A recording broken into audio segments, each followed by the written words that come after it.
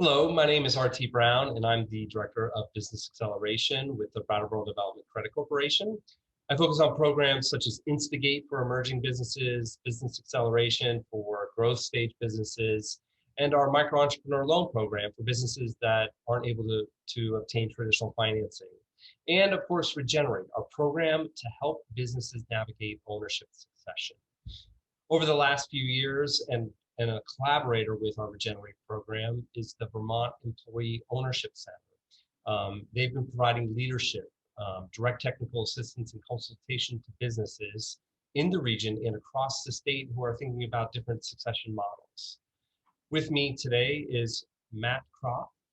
He's the Executive Director of the Vermont Employee Ownership Center. Matt received his MA in History from UVM in 2011, where he studied economic history and the origins of cooperative finance. He started with VEOC, correct me if I'm wrong, Matt, in 2014. Matt, thanks for taking some time to talk with me. This is going to be conversational nature, so we're not going to be terribly formal with this, but why don't we start with you introducing yourself and perhaps providing an overview of VEOC in your own words. Yep, and thanks for the intro. That was correct. I've been executive director of the organization since October of 2020. Previous to that, I was co-executive director with our founder Don Jameson, and the Employee Ownership Center got it started about 20 years ago in 2001, and kind of officially hired staff and really launched in 2002. So we're, depending on how you look at it, we're at or near our 20th anniversary.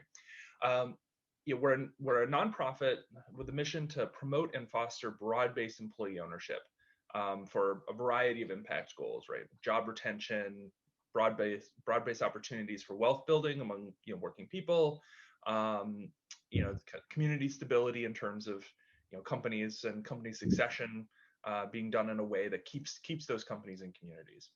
And so we do a lot of kind of different things. We're a small team, so we certainly support some groups that try to start businesses that are employee owned from the get-go, but a lot of our work is around ownership succession. And so when a business owner is thinking, okay, what is important for me about what happens next to my business when I'm done with it, whether they're a serial entrepreneur and looking to move on to their next thing, or looking to retirement and have spent 40 years building this business and are looking at what the options are to exit. One of our key activities is oftentimes sitting down for one-on-one conversations with business owners, talk through their goals, their timelines, learn a bit about the business, and see if broad-based employee ownership is something that could be a good fit for both their financial goals, their personal goals, their legacy goals, all of those things you have to consider when you're looking to exit a business. And I should clarify that when we talk about employee ownership, I said broad-based employee ownership, and we define that as forms of ownership where all full-time equivalent employees have a path to becoming a co-owner of the business. So there's lots of examples of things where you might sell to a manager, or sell to a smaller group that become partners, and while those are valid paths, those aren't really what we specialize in. We specialize in these things where everyone from the guy sweeping the floor to the folks in the C-suite can have some stake in the success of the business at an ownership level, not just at a compensation level. Great. And since your involvement with VEOC, have you seen interest in these different models growing? Yes. So, when I started, again, we've been around for a while and we have kind of a pipeline. So there's kind of a steady drumbeat. And oftentimes it's a long process of talking to business owners where, a conversation might start and then they get busy and disappear for a few years and then come back up. And there, I think one of the companies when I first started that converted to employee stock ownership plan that year, looking back through the ye grand old spreadsheet, Don, our kind of co-founder, had his first contact with them 10 years prior. So, oh, wow. There's definitely some things where it's just kind of keeping in touch, and when folks are ready, they're ready, but it's a big decision. Yeah. More recently, we've definitely been seeing a big uptick where at the start of the pandemic, obviously, along with everything else, things quieted down, way down for the first 6 months. But since then, we've seen in the current year, normally we see, maybe, I think, 2 to 3 businesses convert in a year. This year, in terms of conversions and startups, we're already at 4, and there's a 5th that looks like it's going to flip soon. And and we've got several more that look like it might happen towards the end of the year. So in terms of actual activity, it's higher than usual. And certainly also in terms of inquiries and first contacts, and since probably I'd say since August or September of 2020 was when everything felt like it started to thaw out, and a lot of people had, suddenly these existential questions around, wow, this is what am I doing with my life? What do I want to do with my business? Right. Maybe it's a time to, make decisions rather than push them off further. So I think there's been a lot of that.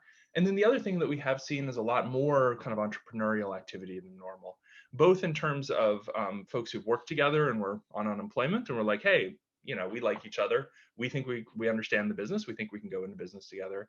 Right. But also, people who, are just deciding, hey, I want to start something and I want to kind of have shared ownership from the get-go with a team of other folks. Right. So, we're seeing more activity than usual on multiple fronts. Well, that's great. That's awesome. All right.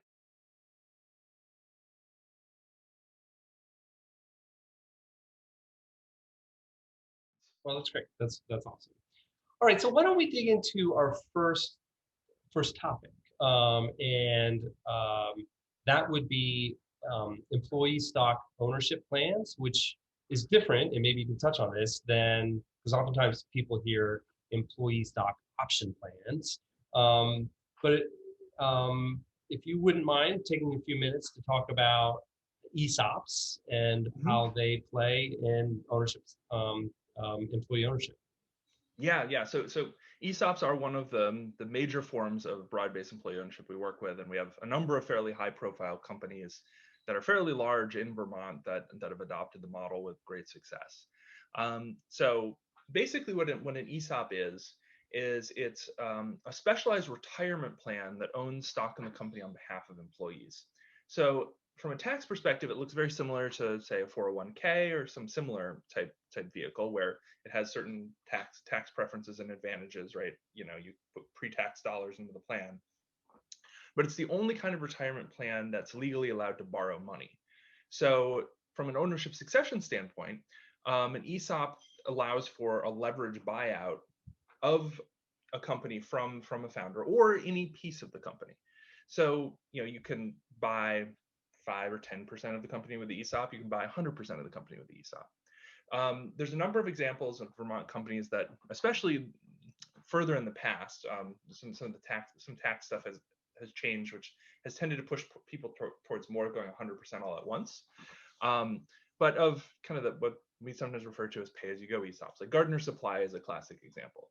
Will Rapp founded it in the 1980s. From pretty much the beginning, he knew he wanted to have something that would allow for the development of an ownership culture and really bring all the employees in. So within a few years, he'd started the ESOP. And one of the things to understand about an ESOP, though, is that you generally don't have it at startup because there's certain administrative things that really make it so you need a minimum scale for the benefits to outweigh the costs. Because it's a highly regulated plan, you need a plan administrator, you need annual valuation. All these things have carrying costs. Can I jump in with a question? Yep. Yeah. So when you say scale, is that measured by number of employees, by revenue generally? What yeah, there's a few factors, and it's one of those things that there's certain, they're not hard and fast rules. You can kind of do a feasibility study if you're on the border, but generally are kind of like, you're in the safe zone if you have about 20 employees, 2 to 3 million in enterprise value. There's if you're that or above, likely it's going to be fine. If you're below that, you're going to want to look at a few different kind of factors that kind of get technical. But so with the Gardner Supply example, they started out, and basically any year that they had some extra profit that the owner wanted to share, he kind of made almost what felt like a bonus contribution to the ESOP plan. It used that pre-tax dollars. It used that money to buy shares from the owner, and gradually over time, the amount of ownership held kind of by this trust for employees expanded. And then at a certain point, they decided, okay, well, who's ready to sell a bigger chunk? So they did one leveraged buyout of a chunk of his shares, paid down the debt, did it a second time, and now they're a 100% ESOP company. The other so the tax advantages of doing this are a few.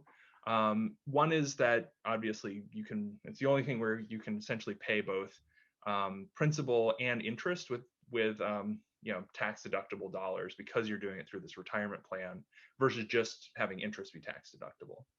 Another is from a selling owner's perspective, and this is true for both of the major forms of broad-based employee ownership we work with, the ESOP and co-op, although only for if the company is a C corporation, not if it's an S corporation when it's sold, is that the owner can defer capital gains taxes on the sale if they roll the proceeds over into qualified replacement property, which is debt or equity of U.S.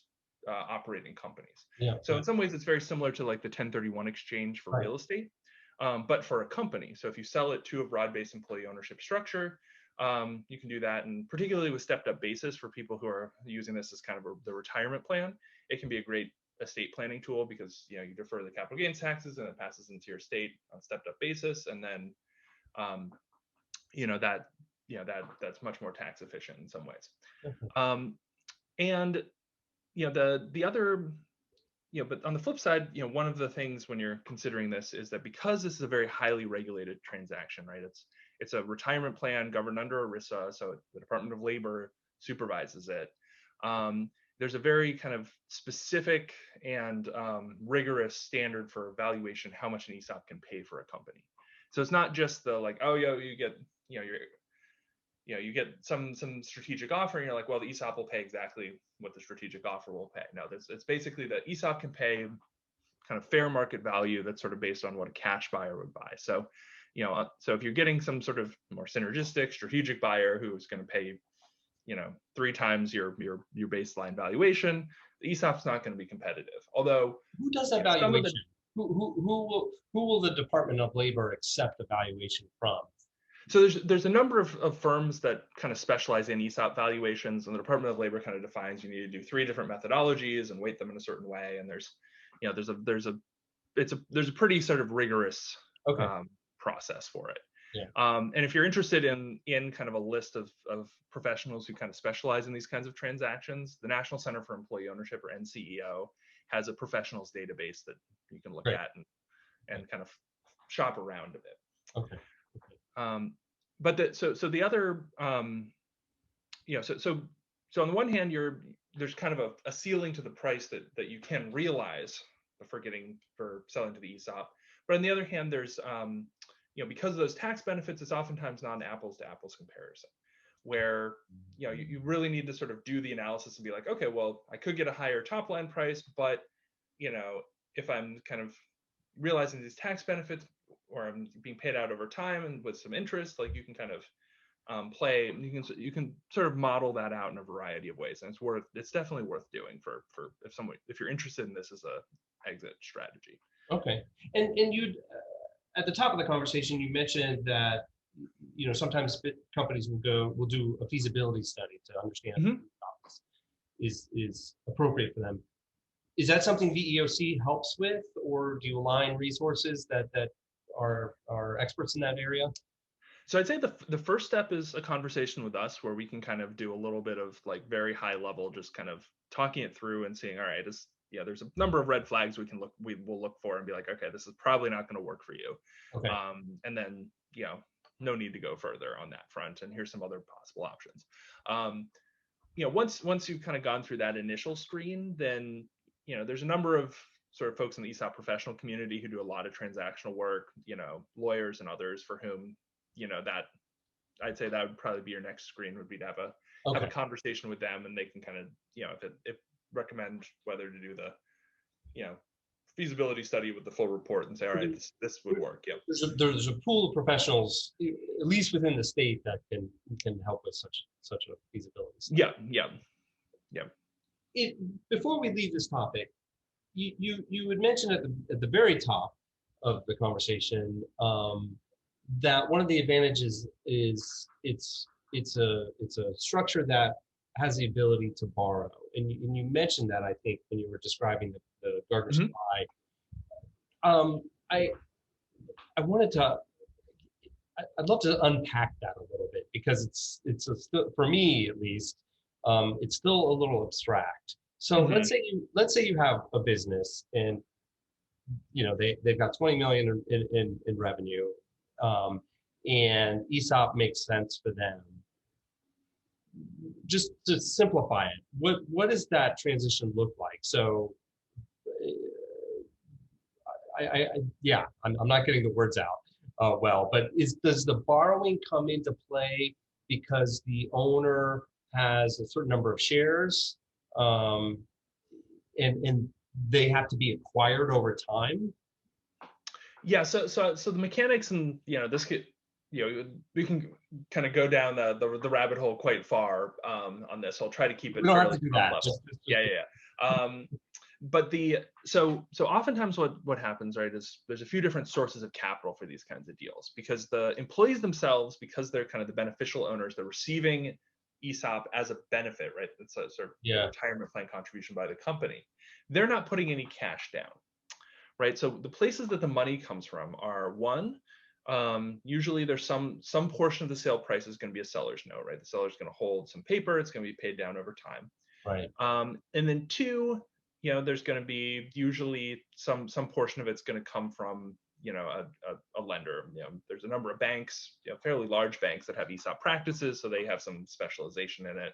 A number of banks in Vermont are definitely interested in these things. And there's also some alternative lenders who are interested in this as well. And that's been growing kind of in the impact investment world around the idea that promoting employee ownership is a positive impact that should be kind of pursued. So that's something certainly we've been kind of both watching and participating in conversations around.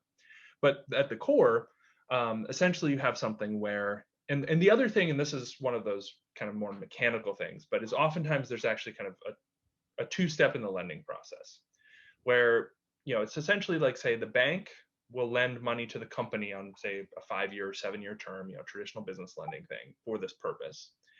The company will turn around and make a loan on the longer term of that money to the ESOP trust. And then as the ESOP trust pays that loan back, so the company basically uses that loan to buy shares from the owner. And then those shares are kind of held as collateral for the loan. So as the ESOP plan pays its loan back, shares are released and distributed to the employees' accounts. Okay. And that one of the reasons why that tends to be done that way with a longer term loan is so that you don't get too much concentration of ownership, so it's not like, okay, the people who are there for the first 5 years after the transaction end up with all the shares, and then only very gradually more shares get distributed as they leave. Right. All right. Well, thank you. Thank you for going down into the weeds a little bit with me on that. Well, Matt, I want to thank you for chatting with me about ESOPs.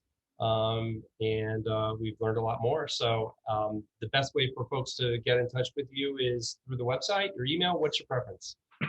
Yeah, so on our website, VEOC.org, we have a little sort of intake form where you can tell us a little bit about your company, and send in a request for a consultation, free. Just we'll get on a call like this and talk through your situation, or just shoot an email, info@veoc.org, and we're always happy to again schedule something. So okay, great. Thanks so much.